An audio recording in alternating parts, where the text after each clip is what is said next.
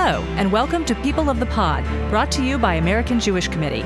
Each week, we take you beyond the headlines to help you understand what they all mean for America, Israel, and the Jewish people. I'm your host, Manya Brashear-Pashman.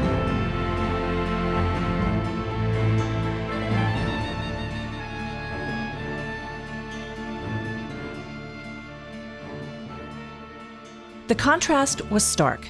The words genocide supporters scrawled in black spray paint across the windows. On the other side of the glass, giant stuffed animals and pillows embroidered with the abbreviation for I love you so much. This was the scene one morning in January at the Scoop Shop, an ice cream and gift store at a shopping plaza in Scarsdale, New York.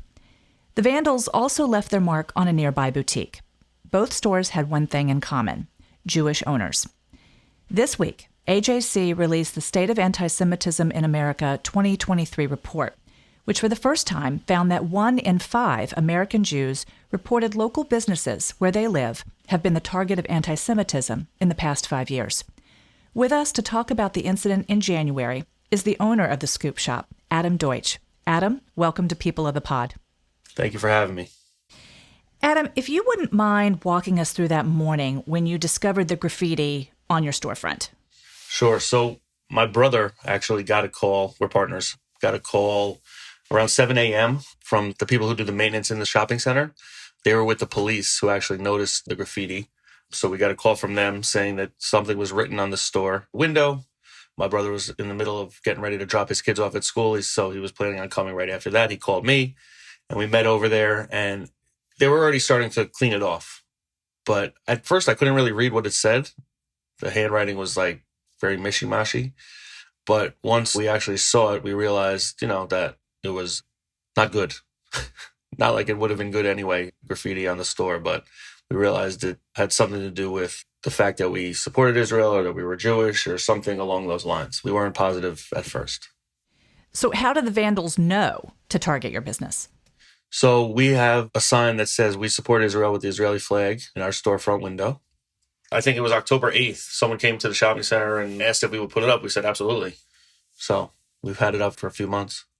A few shops in the shopping center do as well. The other store that was vandalized did also.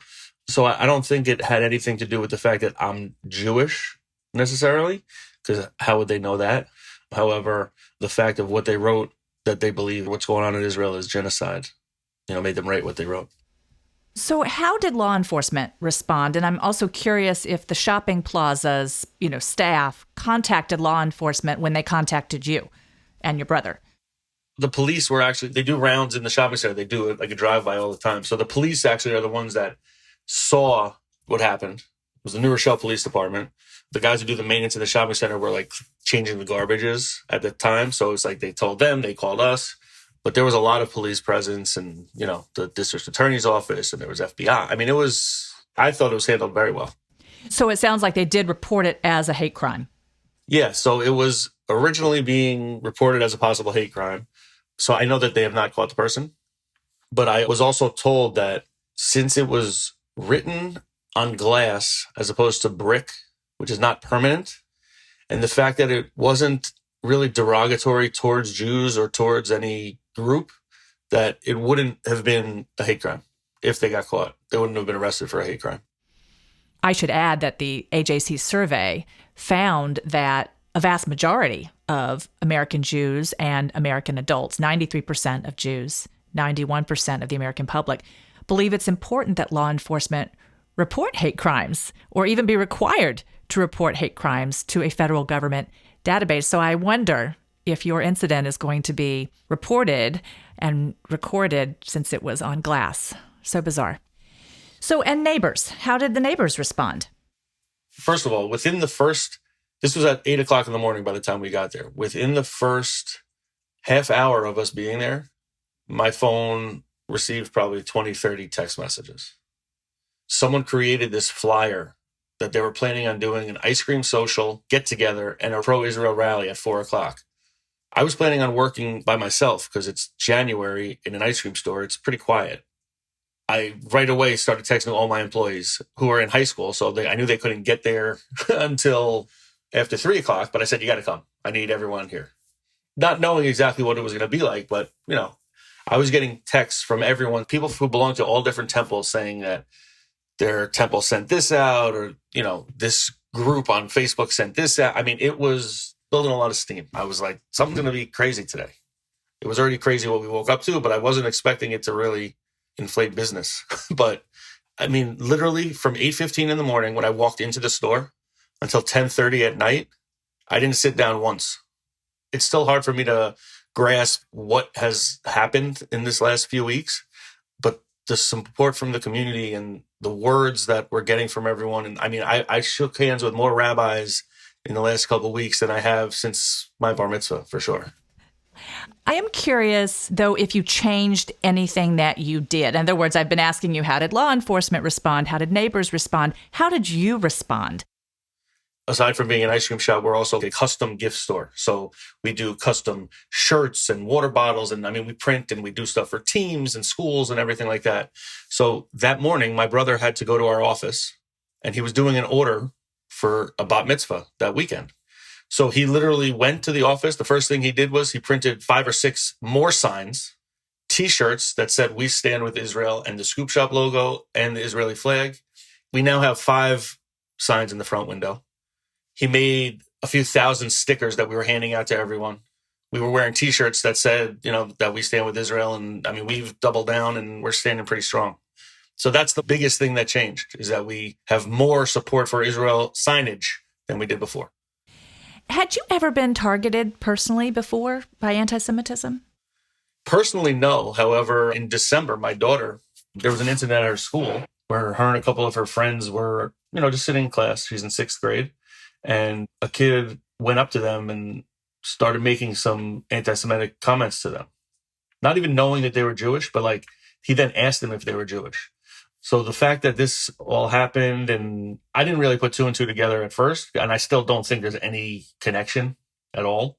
The school handled that. But I grew up in New Rochelle, and it's a very large city. And there's a lot of Jewish people in one part of town and non-Jewish in another part of town. And not like it's segregated like that, but there was always, people who just didn't know or didn't understand and, just thought of us Jews as different, which is the same as it is in the world today. I knew it growing up, but I didn't think twice about it. I mean, I've never seen it as bad as it is now. What sets AJC's survey apart from others is that it measures perceptions of anti-Semitism, both among American Jews and the American public. And I'm curious what your perception was before this happened or before October 7th. Did you sense that anti-Semitism was already on the rise or not so much? I mean, it's been in the news a lot for the past few months. So since October 7th, I mean, that's really what put it in my head more. I always knew it was out there, but I never really thought it was more than usual or that it was, more than other races or religion. I didn't think it was different than other groups of people. But just seeing on the news since October 7th and everything like that, and you see, I mean, literally every day on the news, there's something that says the word anti-Semitism. Every day on Facebook, on Instagram, on anything I see online, you hear the word anti-Semitism. But I never really saw it in my hometown. I didn't really think it was going to affect me personally, at work or anything like that. Were you afraid? No. Or are you afraid? No. From what happened at the store, I mean, the person was honestly the worst vandal I've ever seen. They wrote a little spray paint on the glass that was literally taken down in 5 minutes. They wore a mask. They were scared. During the rally, there was a rally, and someone came, a pro-Palestine person, came wearing a mask. It's you're going to come and talk smack. Show who you are. Don't be, don't hide behind something. If you have something to say it. I mean, I'm not a tough guy by any means, and I'm all for fun and, not controversy. But if you have a point to make it. These people literally came spray painted in the morning. It's if you got something to say, come say it to my face. So how do you talk to your children about this, especially since they've encountered some difficulty themselves, or at least your daughter has? Yeah, so I mean, look, I watch the news every morning. My kids are getting ready for school, and we have our morning routine where I'm sitting on the couch in one spot, drinking my coffee. My son's in one other area getting ready for school on his iPad. My daughter's doing her thing. My wife's doing her thing. But the news is always on in the background. And it just, you hear it. So they ask me, what does that mean? And when they hear the word anti-Semitism, and, we tell them, like, there are hateful people out there, and a lot of people don't like Jews. I mean, we tell them, like, this has happened for a long, long time, and it's going to continue to happen, but we have to, just be strong and be proud of who we are. And they get it, I think, but they're not scared. They're not worried. Do you think you would have been so brave as to increase your show of support for Israel if the community hadn't rallied around you? No, to be honest with you, we have the sign in our window, but I haven't really thought much. I mean, I see it every day when I walk in and out of the door, but other than that, it hasn't really crossed my mind too much, to be honest with you. I'm not proud of that because obviously what's going on over there, I hear it on the news and I know what's going on, but I'm wrapped up in what's going on in my world here. But now that this happened and the showing of support and the amount of people coming in and thanking us for doubling down and putting more signs up and just telling us how proud they are and how much they appreciate it. I mean, all I did was put a sign in the window. I mean, I didn't do anything heroic. I had someone come up to me and said, "You're a hero." I mean, that was like, what? That was a little odd. I'm not going to lie. But, I understand what they're saying because we have a way to show to the community that we stand with Israel because I have a big storefront window that gets a lot of eyeballs on it. But all I did was put a sign in the window and open my store for business. I don't feel like I did anything really special. Have you been kind of part of the Jewish community? Are you part of a congregation or not really? Yeah. My kids go to Hebrew school. We're raising our kids in the town that we grew up in, New Rochelle. My kids went to nursery school at Kahila, which is at Temple Israel in New Rochelle. That's where we belong as congregants. My daughter's going to be bat mitzvah there in 2 years. We just got her date a month and a half ago. I mean, we're in it, I'm just curious if you've had conversations within that community. I mean, you said it was odd to be called a hero for putting a sign in your window, but I'm curious if other people have expressed reticence about showing their support for Israel because of what's happening. I see a lot of people in the store from my temple and from all the different temples around just because we're like right in the middle of everything. So people have come up to me and told me that they're glad that we did what we did. So I got a lot of calls at the store from different rabbis or different clergy from all different religions when it first happened. But I got a call on my cell phone from my rabbi. So that was, a nice feeling, to get a call from your rabbi, He brought his kids to the rally. I mean, it was knowing that even though I'm not really doing anything, I'm representing either my temple or my people, that's the least I could do. Have you been to Israel? I have not. So what prompted you to show such support for a place where you've never been? I mean, I've wanted to go for forever. I mean, I do have family that is from there. Plenty of my family members have been there. I just have never had the opportunity. When I was growing up, I mean, birthright wasn't really like a thing. It happened like a few years after. Like it started becoming a popular thing after I was, already working full time and I didn't have time to go travel or do anything like that. But that would have been an amazing thing to do. I mean, we've talked about maybe doing my daughter's bat mitzvah in Israel. And I mean, now we're not really keen on going there at this moment, but we'd love to at some point get there for sure. AJC's State of Anti-Semitism in America 2023 report found that a majority of American Jews, 8 in 10, said that when thinking about what being Jewish means to them, caring about Israel is important. Do you agree? Yeah, I mean, it's our place. It's our land. I'm not going to say our country because it's not my country. I'm not Israeli, but I feel like it's the land of the Jewish people. It's our homeland. It's where we could all go. We should be able to all go and feel like we belong here. We are here as one. Adam, the survey's findings that we've been talking about here certainly show that I'm not alone in occasionally feeling alone as a Jew. Isolated, once in a while, not all the time, but not always fully free to express my Jewish identity, my anxiety about what's going on. And I host a podcast in the Jewish space, so I can only imagine how others who aren't regularly in this space must feel. What do you say, especially based on what has happened, what do you say to people who have felt that way?